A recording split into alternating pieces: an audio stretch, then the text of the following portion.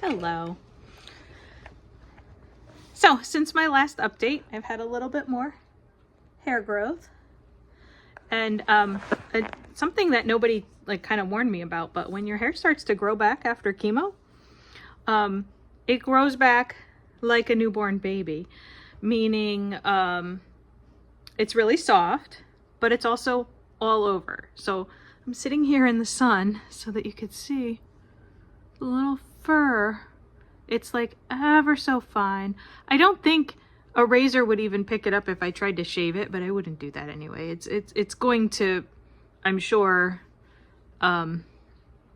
naturally disappear the same way it does when it grows on a baby, but it's this like ultra fine like peach fuzz. Well, hopefully you could see that. I sat in the sun because that's really the only time you can see it, but I'm like, why is there fur on my face? It feels like fur like everywhere. So that's cool. Since my last update, I also met with both the medical oncologist and the surgical oncologist about the pathology from the surgery. And so during the surgery, she took 4 sentinel lymph nodes. So those are nodes that she could feel, and 2 of them were the ones that were biopsied anyway in the left armpit area. And out of those 4 nodes that she took initially, 2 of them showed isolated tumor cells, ITCs, which is could be an artifact of just the decaying tumor that's no longer there, but they are cancer cells that they saw, which is why she did the axillary dissection, which is taking all of that lymph tissue from under the arm. And in that lymph tissue that she took, there were 4 additional lymph nodes, and those were all negative. There was no cancer in that tissue. But as part of the surgery, this is the standard procedure, they did the axillary dissection, took out all that lymph tissue, and then she goes in just a little further and takes the next lymph node after that lymph tissue right in the armpit. So where she could find a lymph node, she took it, and that one showed micro metastases, cancer cells. So that is why it's not a negative for all cancer report. The tumor in the breast had completely disappeared. There was evidence of it, but there were no cancer cells within the tumor area. I guess that it all decays kind of on itself, but the membrane is still there or something. I don't really understand how. I don't remember how they explained it to me, but they could identify the area the tumor had shrunk to basically nothing in the breast. So that's good. The medical oncologist, because those out of 9 lymph nodes that were removed, 3 of them showed remaining cancer cells. The recommendation is to restart the immunotherapy or the Keytruda, and he wants to start that next week. I haven't decided yet. I've got the appointment scheduled, and I told him if I decide not to do it, I'll just cancel the appointment. But so that would be every 3 weeks as an infusion. And his goal is to get me to when I would have, it would have been if we never stopped the Keytruda. So we stopped after 5 treatments when I had the adrenal crisis. If we didn't stop it then, it would have continued every 3 weeks until we got a year out, which is August. And so his goal is just to get me to August, every 3 weeks from now until August. So we had a pause.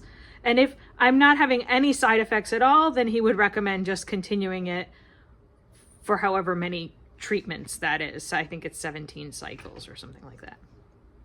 I don't remember. However many cycles you get in a year, every 3 weeks.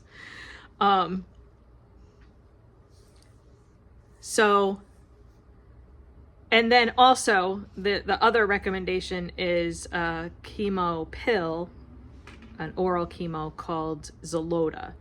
And so I've okayed that. That won't start until after radiation, though. They don't want me to do everything all at once. So the plan right now is to restart Keytruda next week, once I get the clear that everything has healed sufficiently, and it's all healing on schedule, but it's all healed sufficiently, probably at the end of March, I will start radiation, which is every day, Monday through Friday, for 6 weeks. I thought it was 5, but it was 6. I met with the radio oncologist as well, who's just as awesome as my other doctors. They're all really great. So that's from the medical oncology side of things. That's the recommendation, is just to make sure we clear everything out. Keytruda or immunotherapy, radiation, and oral chemo after, and then I'll have the other surgery as well after I heal.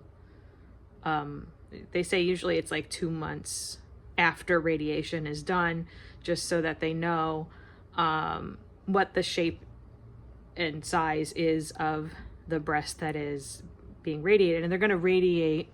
The radiation is targeted. It's extremely pinpointed. It's not all over the body or even all over the area. It's pinpointed to be the area above the breast where that lymph node was that showed the micrometastases, and also in the other direction going down, so underneath.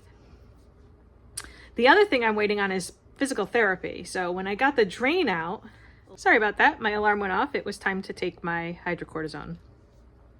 So when they took the drain out a little over a week ago, they said I was cleared for physical therapy, but they did not have any in the location where I normally go for all my treatments. The physical therapy office there did not have anything available until the middle of April.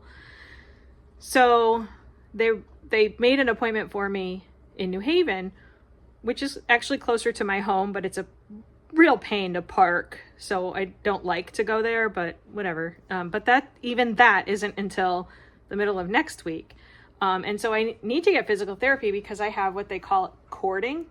And so I can raise my arm pretty high now. I've been doing my exercises at home. So I have a tightness and a little bit of pain that goes right from this armpit down to my elbow here. And then it goes around the outside to my wrist.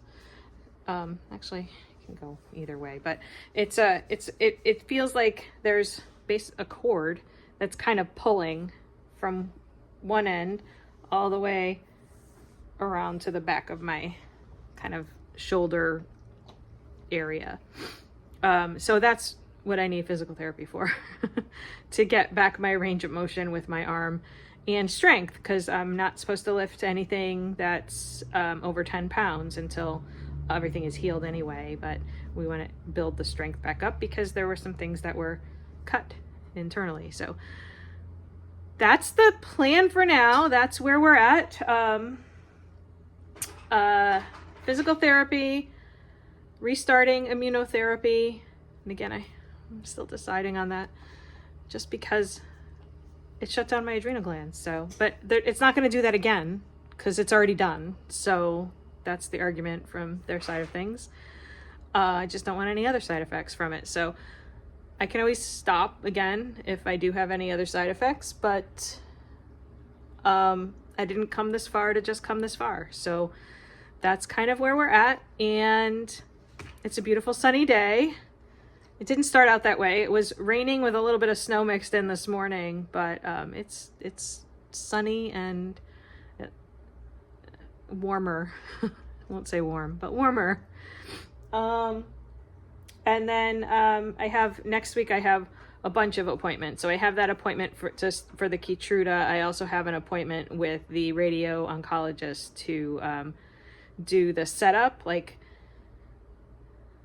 I already met with him for the consultation, but they have to bring you in and do some imaging so that they could get the pinpointed plan. So basically they don't irradiate everything. They just target the radiation beam to go right at the area where they want it. And they need to get a baseline image to build that plan. And then they'll mark where exactly with a tiny little tattoo, little dot that is tattooed on so that they don't lose they basically can target it the exact same way every single time. So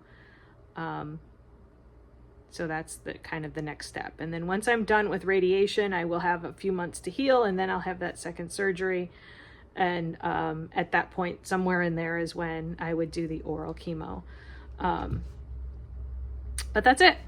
That's my update for today. I hope you guys are having a great day and enjoying your February. And that's it. Be blessed.